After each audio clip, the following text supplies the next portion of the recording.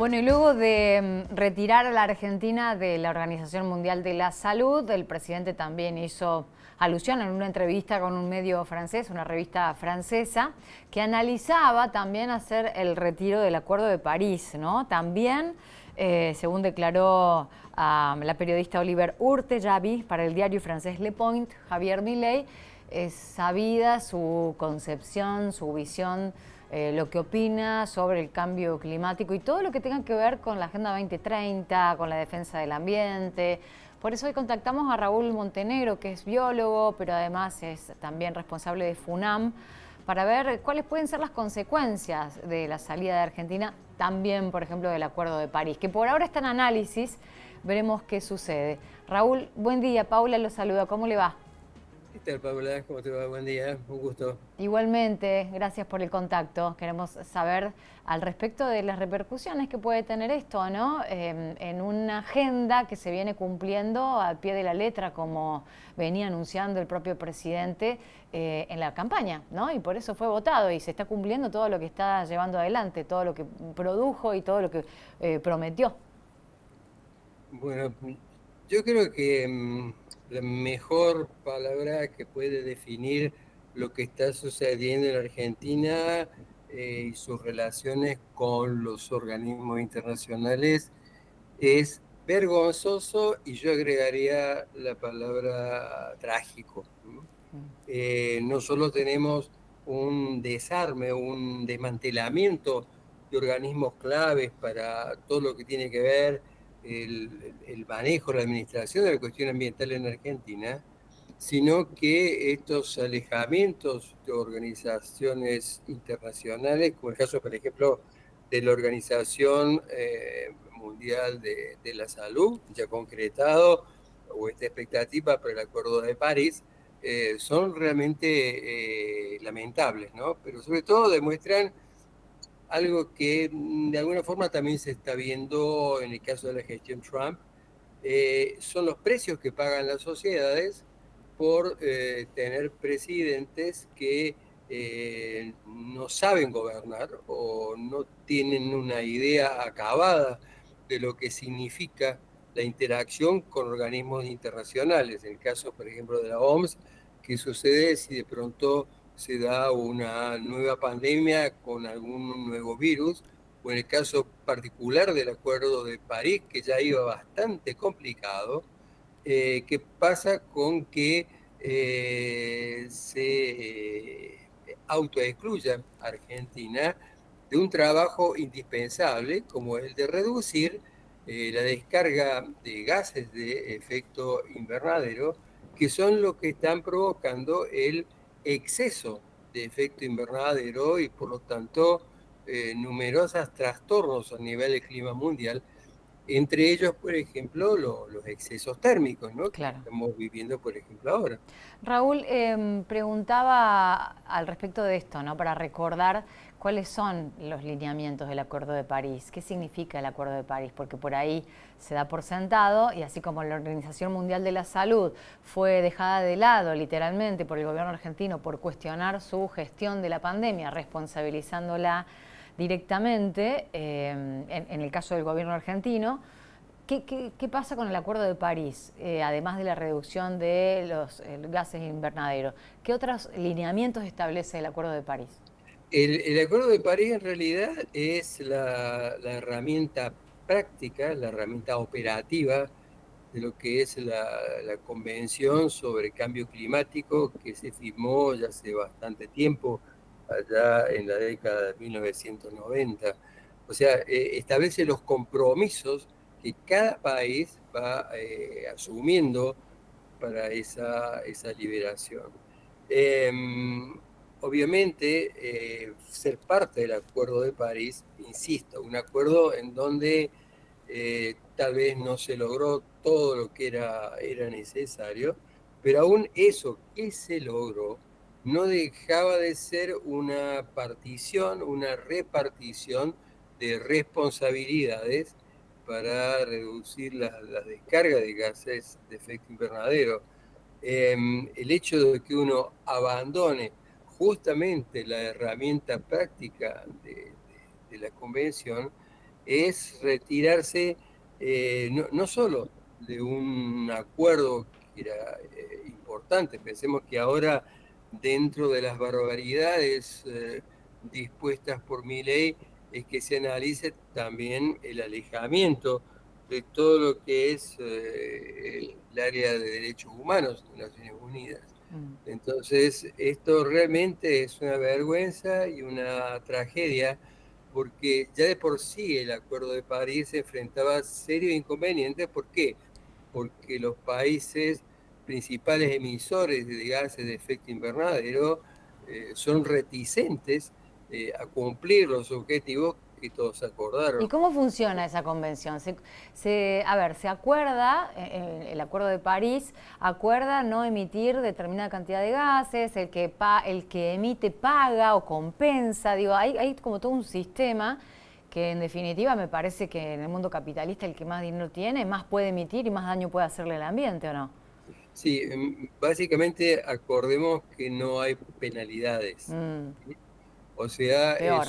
es un acuerdo que va a funcionar en base, yo diría, a la responsabilidad de cada uno de los signatarios de tratar de alcanzar los límites, en función obviamente de sus posibilidades, que se imponen en el acuerdo. Entonces, eso me parece que es lo más importante. Sea que al salir de un sistema como estos, obviamente Argentina no es el país con mayores emisiones, pero al ser parte del Acuerdo de París lo debilita.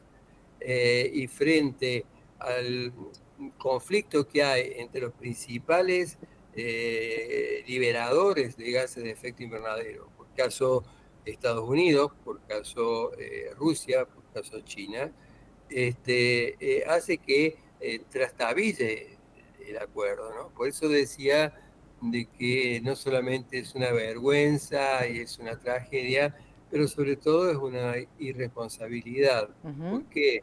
Porque en este momento la biosfera y de alguna forma todos los países que están dentro de la biosfera no solo están recibiendo los efectos negativos del cambio climático global, sino su combinación, por ejemplo, con algunos fenómenos que tenían origen natural, pero ahora se han enredecido, como el caso de todo lo que es el fenómeno del niño y la pérdida de biodiversidad, ¿no? Entonces, realmente es muy vergonzoso que un país que aparte ha tenido un protagonismo muy fuerte en la Convención de Cambio Climático.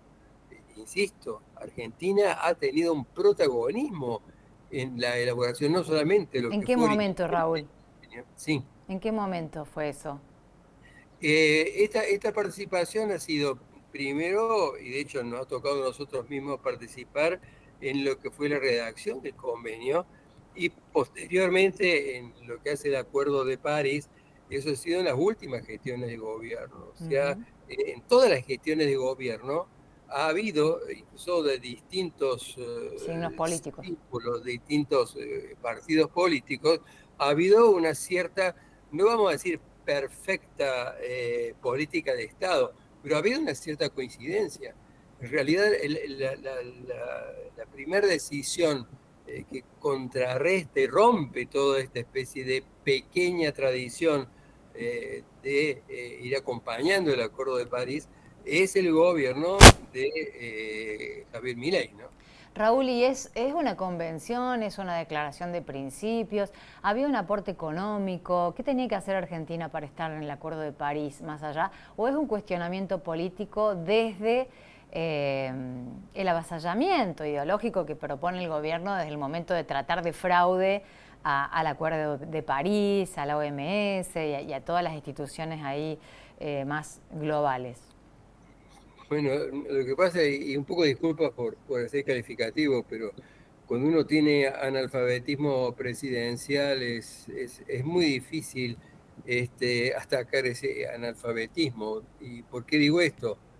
porque el Acuerdo de París se logró con la participación de una cantidad de países, insisto, con una fuerte participación técnica en toda la parte protocolar de Argentina. Entonces, el formar parte de ese acuerdo implica de que el país adhiere y trata de conseguir los límites que allí se establecen. Me parece realmente temerario calificar de fraude, ponerle cualquier otro adjetivo calificativo a un convenio, como el caso del cambio climático global y a sus herramientas, como es el caso, por ejemplo, del Acuerdo de París, cuando tienen por detrás un consenso internacional formidable, ¿no? Pero claro, insisto, cuando hay analfabetismo presidencial y sus equipos de trabajo, donde lo importante es dar noticias grandilocuentes sin entender lo que sucede,